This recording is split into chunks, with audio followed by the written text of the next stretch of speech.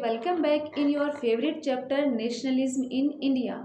And beta, we were discussing about civil disobedience movement and how different social groups participated in the civil disobedience movement. But today we will discuss that not all social groups were moved by the abstract concept of Swaraj.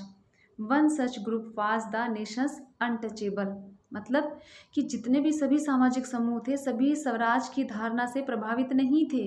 एक समूह राष्ट्र के अछूतों का भी था, ठीक है ना, जिन्होंने बेटे 1930 के बाद खुद को दलित या उत्पीड़ित कहने लगे थे।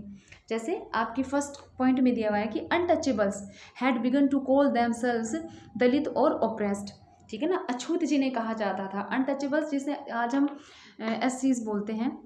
तो जो शेड्यूल कास्ट आपकी जो है, ठीक है ना, उन्हें अछूत कहा जाता था, इसलिए उन्होंने अपने आप को दलित और ओप्रेस्ड या दबा कुचला वर्ग या हम लोअर कास्ट कह सकते हैं, ठीक है ना, वो अपने आप को इसमें संगठित करने लगे थे या खुद को कहने लगे थे। और कांग्रेस ने भी लंबे समय तक दलितों पर ध्यान नहीं दिया था। इसके पीछे भी रीज़न था क्योंकि कांग्रेस जो है बेटा वो डरती थी, ठीक है ना, offending the Sanatanis, the conservative high caste Hindus, किनसे, जो उच्च जाति के कह लो या फिर हमारे यहाँ जो रूढ़िवादी स्वर्ण हिंदू सनातन पंथी से, उनसे डरी हुई होती थी। क्योंकि वह अछूतों को अपने आप से दूर रखते थे। तो इस भय से कांग्रेस का ध्यान भी काफ़ी लंबे समय तक इन अछूतों की तरफ नहीं गया। परंतु गांधी जी को ऐसा लगता था कि अगर एक साथ यूनिटी नहीं हुई या इनको भी हमने शामिल नहीं किया, ठीक है ना, किसी भी संग्राम के अंदर या फिर नेशनल की यूनिटी के अंदर काउंट नहीं करते हैं, तो इससे स्वराज की स्थापना है वो 100 सालों तक भी नहीं की जा सकती। इसलिए बेटा महात्मा गांधी जी ने इनको नाम दिया हरिजन, ठीक है ना। जैसे आपके सेकंड पॉइंट में है, गांधी जी कार्ड देम हरिजन और चिल्ड्रन ऑफ गॉड। हरि इसका मतलब भगवान से, गॉड से, और जन का मतलब पीपल। इसका मतलब ये भी क्या है, भगवान के ही लोग हैं, ईश्वर की ही संतान है। इसलिए ईश्वर की संतान होने के नाते इनके पास भी वही अधिकार होने चाहिए जो कि बाकी आपके हिंदू सनातन पंथियों या बाकी सबके पास हैं। इसलिए देखिए, he organised satyagraha to secure them entry into temples and access to public wells, tanks, roads and schools. क्योंकि इन्हें पहले अधिकार नहीं था तो इनके लिए क्या अलग से कुएं होते थे। सामान्य लोग जहाँ पानी पीते थे वहाँ ये पानी नहीं भर सकते थे। इवन आपने भी 8th क्लास के अंदर पढ़ा होगा इनके बारे में कि डॉक्टर BR अम्बेडकर जो है उनको कक्षा के अंदर सबसे कोने में पीछे और नीचे बिठाया जाता था, सबसे अलग रखा जाता था, ठीक है। तो इन्हें जो भी नॉर्मल लोगों की जो मंदिर थे या सार्वजनिक तालाब, सड़क या कुएं थे, उन पर समान अधिकार नहीं था। तो गांधी जी ने इनके लिए सत्याग्रह आंदोलन भी चलाया, ठीक है, इनको अधिकार दिलाने के लिए। इवन जो काम ये करते थे जैसे स्वीपर्स का या फिर आपने आपके 8th में पढ़ा था, इन्हें भी हम क्या स्कावेंजर्स के रूप में काउंट करते थे ना, सफाई कर्मचारी। तो यहाँ पर सफाई का जो काम है वो ये करते थे। तो वो कार्य गांधी जी ने स्वयं किया, ठीक है ना। और उन्होंने जो ऊंची जाति के जो लोग थे उनको भी अपना हृदय परिवर्तन करने के लिए कहा कि वे इस अस्पृश्यता के पाप को छोड़े। अस्पृश्यता का मतलब ये अनटचेबिलिटी, सिन ऑफ अनटचेबिलिटी जो है उसको छोड़ दें। जैसे आपके 4th पॉइंट में है कि Gandhi ji persuaded upper caste to change their heart and give up the sin of untouchability. Sin का मतलब पाप और अनटचेबिलिटी हो गया आपका छुआछूत के, इस पाप को वो छोड़ें, ठीक है ना, और इनके साथ ही वैसा ही बिहेव करें नॉर्मल लोगों की तरह।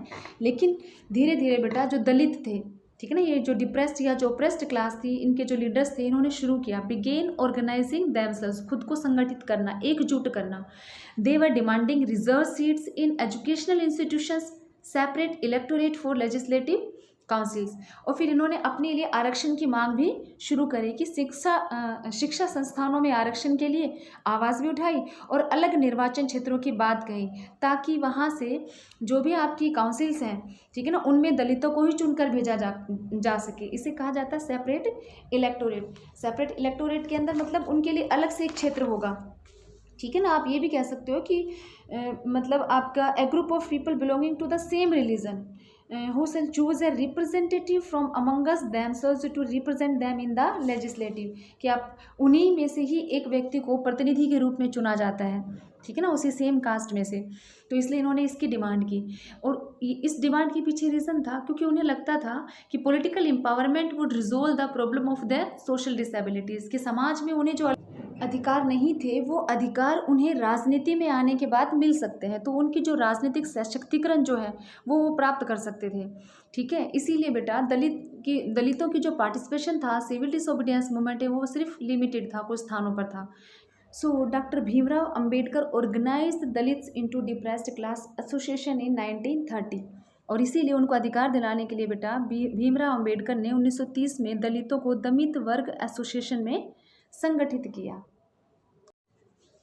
Now come to the next topic बेटा, and this is very very important topic, Poona pact, जिसे पूना समझौता भी कहा जाता है। किन के बीच में हुआ है? महात्मा गांधी जी और डॉक्टर भीमराव अंबेडकर के बीच में होता है। किस चीज़ को लेके? देखिए, हमने भी बात की थी बेटा कि डॉक्टर भीमराव अंबेडकर जो है 1930 में वो ऑर्गेनाइज करते हैं दलितों को, ठीक है ना, और उनकी जो दलित वर्ग जो संस्था है डिप्रेस्ड क्लास एसोसिएशन, ठीक है ना, वो बनाते हैं, ठीक है। अब उसके साथ हमने ये भी बात की थी कि वो किसकी डिमांड करते हैं? सेपरेट इलेक्टोरेट की, पृथक निर्वाचिका की मांग करते हैं। इसी मांग को सेकंड राउंड टेबल कॉन्फ्रेंस जब होता है उसमें रखते हैं। देखिए, जैसे आपके फर्स्ट पॉइंट में है कि doctor Bhimrao Ambedkar clashed with Mahatma Gandhi ji at the second round table conference, कि दिसंबर 1931 में जब दूसरा गोल मेज सम्मेलन होता है, ठीक है, तो उसके अंदर गांधी जी और भीमराव अंबेडकर दोनों की, ठीक है ना, मतभेद, क्लैश का मतलब इस बात पर मतभेद हो जाता है, दोनों का काफ़ी विवाद होता है। किस चीज़ के लिए? कि अंबेडकर जो है वो डिमांड करते हैं सेपरेट इलेक्टोरेट की दलितों के लिए, ठीक है, और ब्रिटिश गवर्नमेंट इसके लिए तैयार भी हो जाती है, लेकिन गांधी जी जो है, ठीक है ना, उन्हें ये चीज़ पसंद नहीं आती। उन्हें लगता था, मतलब वो विश्वास ऐसा मानते थे कि अगर सेपरेट इलेक्टोरेट हुआ दलितों के लिए तो it would slow down the process of their integration into society, ठीक है। इसका मतलब क्या? उनका निर्वाचक या पृथक निर्वाचिका होगा, अलग जगह मत देंगे, तो इससे समाज में उनकी एकीकरण की प्रक्रिया धीमी पड़ जाएगी। मतलब गांधी जी चाहते थे कि साथ रहे, यूनिटी हो, पर यूनिटी कहाँ? वो पहले भी अलग थे और अब भी उनका क्षेत्र अगर अलग है तो इसका मतलब उनके बीच में दरार अभी भी है, मेलजोल या भाईचारा उनके बीच में नहीं बढ़ रहा है, और गांधी जी ऐसा नहीं चाहते थे। इसलिए गांधी जी जो हैं, ठीक है ना, वो इसके लिए इनकार करते हैं, परंतु अंबेडकर भी झुकने को तैयार नहीं थे। इसलिए Gandhi ji begin fast unto death, आमरण अनशन पर बैठ जाते हैं। इसका मतलब जब तक उनके प्राण नहीं निकलेंगे वो कुछ खाएंगे पिएंगे नहीं, ठीक है। और अब जब मतलब भारत का ऐसा जो मुख्य जो लीडर या नेता जो है, जो नेतृत्व कर रहा है इन स्वतंत्रता संग्राम का,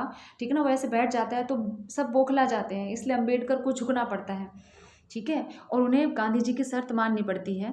और इसमें जो शर्त मानने पर जो तय होता है या समझौते पर साइन होते हैं उसे ही पूना पैक्ट कहा जाता है, पूना समझौता, सितंबर 1932 में। और शर्त के अकॉर्डिंग क्या था कि it gave depressed classes reserve seats in provincial and central legislative councils, कि चुनाव सामान्य जगह पर होंगे, ठीक है ना, लेकिन अनुसूचित जाति जो है, मतलब जिसे हम शेड्यूल कास्ट कह रहे थे या डिप्रेस्ड क्लास कह रहे थे, उनके प्रांतीय और केंद्रीय विधायी परिषदों में उनको आरक्षित सीटें मिल जाएंगी। मतलब पर्टिकुलर उनकी कुछ सीट हैं वो फिक्स होंगी, लेकिन they were to be voted in by the general electorate.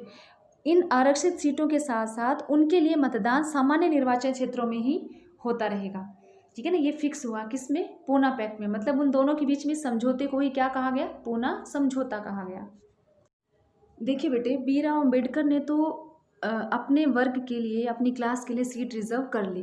वैसे ही जैसे आप कक्षा में आते हो तो आप सीट है वो अपनी रोकते हो, तो आप खुद बैठ जाते हो और जो थोड़ी जगह बचती है उसके ऊपर बैग रख देते हो। किसके लिए? आपके फ्रेंड के लिए, कि ये मेरे दोस्त के लिए है, ठीक है। अब इससे बाकियों को चिंता होती, जो बाद में लेट आते हैं उनको, कि हमारे लिए ऐसे कैसे जगह रुकेगी। यहाँ भी वही था, ठीक है ना। रिजर्व सीट्स मिल जाने के बाद में दलित जो आपकी क्लास है उसको एक वर्ग और था बेटा जो भी चिंता जता रहा था, और वो आपका था कौन सा? Muslim community.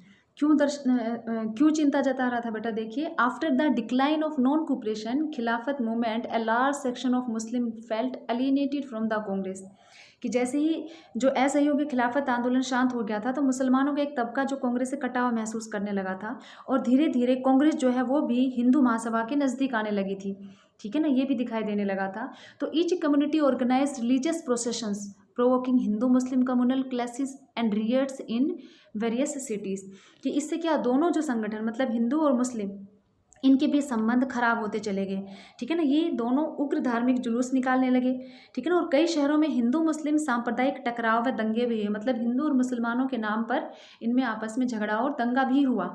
इसलिए मोहम्मद अली जिन्ना ने डिमांड की सेपरेट इलेक्टोरेट फॉर मुस्लिम्स, कि मुस्लिम्स के लिए भी पृथक निर्वाचिका होनी चाहिए, बिल्कुल वैसे ही जैसे कि आपके डॉक्टर भीमराव अंबेडकर ने की थी, किसके लिए? दलितों के लिए, ठीक है ना। मोहम्मद अली जिन्ना जो थे बेटा, ये आपके उस वक्त जो मुस्लिम कम्युनिटी है, मतलब लीडर थे आपके मुस्लिम लीग के, ठीक है ना, जिन्होंने बाकी जो मुस्लिम कम्युनिटी की तरफ से ये डिमांड रखी थी। जैसे बेटे अम्बेडकर हैं, उन्होंने सेपरेट इलेक्टोरेट की डिमांड की थी, परंतु गांधी जी ने उसे अस्वीकार कर दिया था। ठीक है, और उसके बदले में उन्हें रिजर्व सीट्स के लिए बनाया गया था पूना पैक्ट में। ठीक है, अब ऐसे ही मोहम्मद अली जिन्ना जो है ये भी तैयार हुए किस चीज़ के लिए, was willing to give up the demand of separate electorate, कि वो भी पृथक निर्वाचिका की मांग को त्याग देंगे, छोड़ देंगे। पर कैसे?